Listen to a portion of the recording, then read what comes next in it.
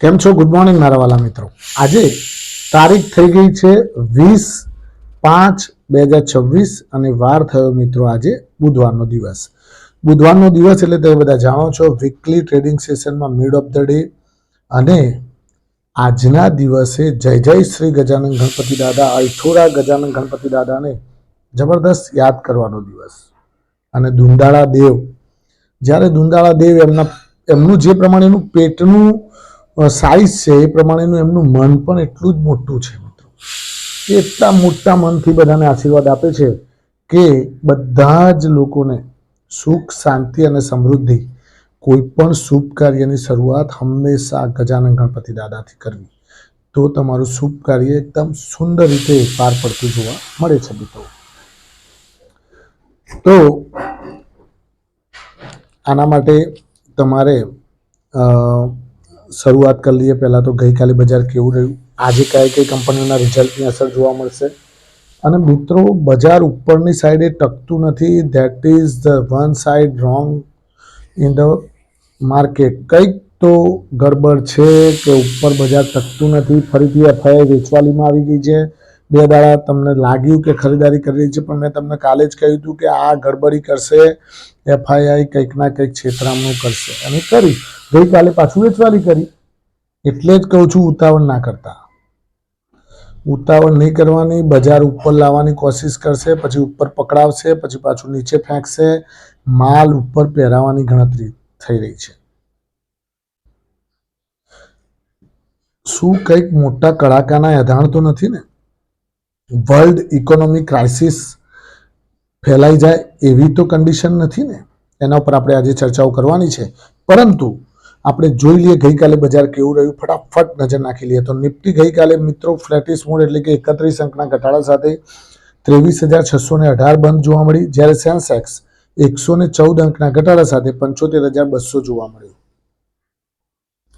હવે એફઆઈઆઈડીઆઈના ડેટા જોઈએ તો એફઆઈઆઈએ મિત્રો 2457 કરોડની કેશ માર્કેટમાં વેચવાલી કરી, જ્યારે ડીઆઈઆઈએ 3801 કરોડની કેશ માર્કેટમાં ખરીદારી કરી. ખરું મિત્રો? બંને જણા ક્રોસ ફરીથી પહેલાની જેમ ચાલુ પડી ગયા. પહેલા જેમ એફઆઈ વેચતી હતી, ડીઆઈ લેતી હતી, એ રીતે ફરીથી ચાલુ થઈ ગયા. વધનારા શેરો ઘટનારા શેરો પર નજર નાખીએ તો એન્જલ વન પહેલા નંબરે હતો, વધવામાં 7.9% જબરદસ્ત તેજી. માસ્ટેક લિમિટેડ એમાં પણ 7% તેજી હતી. ત્રિવેણી ટર્બાઇન એમાં પણ 6.9% તેજી હતી. ટાટા ટેકનોલોજી 6.2%. હવે મિત્રો, ટાટા ટેકનોલોજી જોડે ટાઈપ થયેલું છે નેધરલેન્ડની કંપની જોડે. નેધરલેન્ડમાંથી સેમિકન્ડક્ટર કંઈક બનાવવા માટેની, ચિપ્સ બનાવવા માટેની કંઈક ટાઈપ કરવામાં આવ્યું છે. મોદી સાહેબ ત્યાં ગયા છે તો કંઈક ને કંઈક ટાઈપ કરવામાં આવેલું છે, એટલે ટાટા ટેકનોલોજીમાં ડાયરેક્ટલી અસર જોવા મળી. તેજસ નેટવર્ક 6.0%ની તેજી જોવા મળી. પ્રાજ ઇન્ડસ્ટ્રીઝ મેં તમને પહેલાં પણ કહ્યું હતું, આજે પણ ફરીથી કહીશ કે 5.9%ની તેજી. આજે આ ટોપિક ઉપર થોડો ચર્ચા કરીશું આપણે, બાયોફ્યુઅલ ઉપર. ઓકે. પછી આઈડીબીઆઈ બેંક 5.8%ની તેજી. હવે ઘટનારા શેરો ઉપર નજર નાખીએ તો ઘટનારા શેરોમાં પહેલો નંબર ગઈકાલે જે પહેલા નંબરે હતો એ જ આજે ફરીથી પહેલા નંબરે છે ઘટવામાં. જૈન રિસોર્સિસ 15.7%ની ફરીથી મંદી આજે. એસ્ટ્રાલ 6.3% તૂટી ગયો. કેઈસી ઇન્ટરનેશનલ 3.7% નીકળી ગયો. બર્જર પેન્ટ એમાં પણ 3.2% નીકળી ગયો. મહારાષ્ટ્ર સ્કૂટર 3.2% એ પણ નીકળી ગયો. ડેટા પેટર્ન્સ 3.1% નીકળી ગયો. નાટકો ફાર્મા 3.0% નીકળી ગયો. હવે હું તમને વાત કરું કે આજે ગઈકાલે જે બજાર પત્યા પછી જે રિઝલ્ટ આવ્યા છે એની આપણે કયા કયા સ્ટોક્સ ઉપર અસર જોવા મળી શકે છે એની ચર્ચા કરી લઈએ. પછી બીજી વિગતવાર ચર્ચા કરીએ. કર્ણાટકા બેંકની એનઆઈઆઈમાં વધારો જોવા મળ્યો છે, એટલે મિત્રો ઘણું સારું કહી શકાય. નેટ ઇન્કમ ઇન્ટરેસ્ટ બેંકો માટે ખાસ એનઆઈઆઈ જોવાની. જો નેટ ઇન્કમ ઇન્ટરેસ્ટ વધે તો સમજવાનું કે બેંક ધીમે ધીમે મજબૂતાઈ તરફ વધી રહી છે. તો કર્ણાટકા બેંકનું રિઝલ્ટ સારું આવ્યું છે, તો એમાં આજે હલચલ જોવા મળી શકે છે. ડ્રેજિંગ કોર્પોરેશનનું સેલ્સ ડબલ થઈ ગયું છે મિત્રો. ડ્રેજિંગ કોર્પોરેશન પણ મિત્રો આજે હલચલમાં રહી શકે છે. સેલ્સમાં ડબલ થઈ ગયું, પ્રોફિટ પણ વધતો જોવા મળ્યો છે, એટલે એમાં પણ આજે હલચલ જોવા મળી શકે છે. ત્રીજા નંબરની કંપની મિત્રો વાત કરીએ તો એએસકે ઓટોમોટિવ ASK ઓટોમોટિવમાં પણ પ્રોફિટ મિત્રો 58 કરોડથી વધીને 72 કરોડ પહોંચી ગયો છે. સેલ્સ પણ વધતું જોવા મળ્યું છે. એટલે ASK ઓટોમોટિવની અંદર પણ આજે હલચલ જોવા મળે તો નવાઈ ન પામતા. પીટીસી ઇન્ડિયામાં પણ આજે હલચલ જોવા મળી શકે છે. સેલ્સમાં વધારો, પ્રોફિટમાં ઘણો બધો ઘટાડો, પ્રોફિટ લગભગ 3 ગણો નીકળી ગયો. એટલે મિત્રો પીટીસી ઇન્ડિયામાં પણ આજે હલચલ જોવા મળી શકે છે. 5મા નંબરનો સ્ટોકની વાત કરું તો જય ભારત મારુતિમાં પણ આજે હલચલ જોવા મળી શકે છે. પોઝિટિવ સાઈડ, કારણ કે એમાં એનું રિઝલ્ટ સારું દેખાઈ રહ્યું છે અને અનુમાન કરતાં ઘણું સારું છે. તો જય ભારત મારુતિમાં પણ આજે હલચલ જોવા મળી શકે છે. હવે વાત કરીએ તો બજાર મિત્રો, પહેલા આપણે બાયોફ્યુઅલની વાત કરી લઈએ. તો બાયોફ્યુઅલમાં તમે જોયું ગઈકાલે પ્રાજ ઇન્ડસ્ટ્રીઝમાં 5.9% તેજી હતી. હવે કેમ બાયોફ્યુઅલવાળા સ્ટોક્સ તમે લાંબા ગાળા માટે લઈને મૂકી રાખો, કેમ સારા, એ તમને સમજાવી દઉં. આગળ જતાં પુષ્કળ તેજી એમાં આવી શકે છે, ગભરાવાની જરૂર નથી. પરંતુ ઉબડ ખાબડ ઉથલ પાથલવાળું બજાર રહેશે, એટલે ડરવાની જરૂર નથી. બીજું કે બાયોફ્યુઅલવાળા સ્ટોક્સમાં જો હું તમને કહું, અત્યારે E20 પેટ્રોલ વેચાતું ચાલુ છે વેચાણ.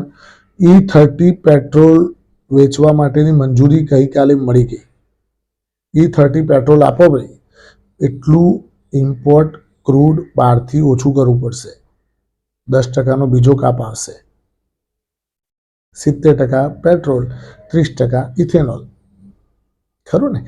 એની મંજૂરી મળી ગઈ છે. એટલે આજે મિત્રો બલરામપુર ચીની, ત્રિવેણી એન્જિનિયરિંગ, દાલમિયા ભારત સુગર, બરાબર ને, પ્રાજ ઇન્ડસ્ટ્રીઝ, EID પેરી, આ બધા સ્ટોક્સ આજે હલચલમાં રહી શકે છે. ખરું ને મિત્રો? આજે નહીં, હું તો કહું છું કે આ લાંબા ગાળા માટે ખૂબ સારા છે. કારણ કે બાયોફ્યુઅલ બનાવવાની આ લોકો પાસે જુઓ, એક્સપોર્ટ કરવા માટેની લિમિટ લગાવી દીધી, બરાબર છે, સીમિત કરી નાખ્યું એક્સપોર્ટ કરવા માટે ખાંડ. એટલે તમારે અહીંયા જ માલ બનાવો ને અહીંયા જ ખપાવો. ખરું ને? એટલે તમારી પાસે અહીંયા બાયોફ્યુઅલ બનાવશો એટલે ઓટોમેટિક તમારે એમાં તમને આવક વધતી જોવા મળશે. વધતી નહીં, જબરદસ્ત વધતી જોવા મળશે. ખરું ને મિત્રો? કારણ કે આ લોકોના ગ્રાહક કોણ? આ બલરામપુર ચીની, પ્રાજ ઇન્ડસ્ટ્રીઝ, દાલમિયા ભારત સુગર કે પછી ત્રિવેણી એન્જિનિયરિંગ, આ જે સુગર કંપનીઓ છે જે બાયોફ્યુઅલ બનાવશે, જે ઇથેનોલ બનાવશે, એ ઇથેનોલ કોણ ખરીદશે? તો 3 ઓઇલ માર્કેટિંગ કંપનીઓ. કઈ? તો IOC, BPCL ને HPCL. આ 3 કંપનીઓ જ આ લોકો પાસેથી બધું ઇથેનોલ ખરીદી લેશે અને એ લોકો પેટ્રોલની અંદર મિક્સ કરી અને પછી વેચશે પેટ્રોલ. ખ્યાલ આવી ગયો આખી વસ્તુ? પહેલાં E20 પેટ્રોલ હતું, હવે E30 કરવાનું મંજૂરી મળી ગઈ છે. એટલે 30% ઇથેનોલ, 70% પેટ્રોલ. રાઈટ? એટલે આમાં સેલ્સ વધતું જોવા મળી શકે છે. બીજી વસ્તુ મિત્રો કે બજાર મિત્રો ઉપર ટકવાનું નામ નથી લેતું. બજારને ઉપર કંઈક ના કંઈક નજર લાગી ગઈ છે અને ક્રૂડ ઓઇલ મિત્રો ગમે તે રીતે હવે ઉપર દોડવાની તૈયારી કરી રહ્યું છે. એટલે મેં તમને ગઈકાલે પણ કહ્યું હતું કે આ ONGC અને ઓઇલ ઇન્ડિયા, આ 2 સ્ટોક્સને ધીમે ધીમે ઘટાડો આવે એટલે ભેગા કરીને મોય મૂકતા રહો. કેમ કે બંને સ્ટોક્સ ડિવિડન્ડ આપવાવાળા સારા સ્ટોક્સ છે અને સાથે સાથે બંને જણા રમરમાટ દોડાવે એવી કન્ડિશનવાળા પણ સ્ટોક્સ છે. અને આપણા 4 મહારથીઓમાંનો એક સ્ટોક્સ તો પાછો ONGC તો ખરો જ. ખરું ને મિત્રો? એટલે આ બંને સ્ટોક્સ ઉપર ધ્યાન રાખજો. આજે કયા મિત્રો ઓઇલ માર્કેટિંગ કંપનીઓ પર પ્રેશર જોવા મળી શકે છે, કઈ? તો HPCL, BPCL, IOCમાં, બરાબર ને? તો આ ધ્યાન રાખવાનું. બીજું કે બજાર ઉપરના લેવલે ટકતું નથી. એટલે ક્યાંક ને ક્યાંક મિત્રો મોટા કડાકાના અણસાર તો નથી ને? કેમ કે વર્લ્ડ ઇકોનોમિક ક્રાઇસિસ ચાલી રહી છે, જબરદસ્ત પૈસાની ખેંચ પૈસા ખેંચાઈ રહ્યા છે, પૈસા ક્યાંક ને ક્યાંક મંદ ગતિએ ચાલી રહ્યું છે બજાર. મોટા મોટા ધંધા ચાલી રહ્યા છે, પણ નાના નાના ધંધાઓ તો મરણ તુલે પડ્યા છે. તો આ બધી કન્ડિશનને જોતા લાગે છે કે બજારમાં જો નાના ધંધાઓ ધમધોકાર ચાલતા હોય ને તો બજારમાં તેજી રહે. કેમ કે લોકો જોડે પૈસા આવે એટલે પૈસા વાપરવાના છે, તો મોટી ઇન્ડસ્ટ્રીઝ કમાશે. જેમ કે તમે નાનો માણસ છે, નાનું કારખાનું ચલાવતું હોય, એમાંથી પૈસા કમાય તો એ ફ્રીજ લે, એસી લે, ટીવી લે, તો એ કોણ કમાય? વોલ્ટાસ કમાય, બ્લુ સ્ટાર કમાય, ખરું ને, હેવલ્સ કમાય.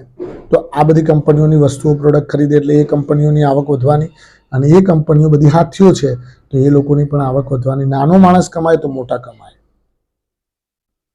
Thank you very much. ખૂબ ખૂબ આભાર. આજનો દિવસ તમારા માટે શુભ રહે, લાભદાયી રહે, ફળદાયી રહે એ માય પ્રોફિટ પોઈન્ટ ચેનલ વતી આપ સૌને શુભકામનાઓ. Thank you.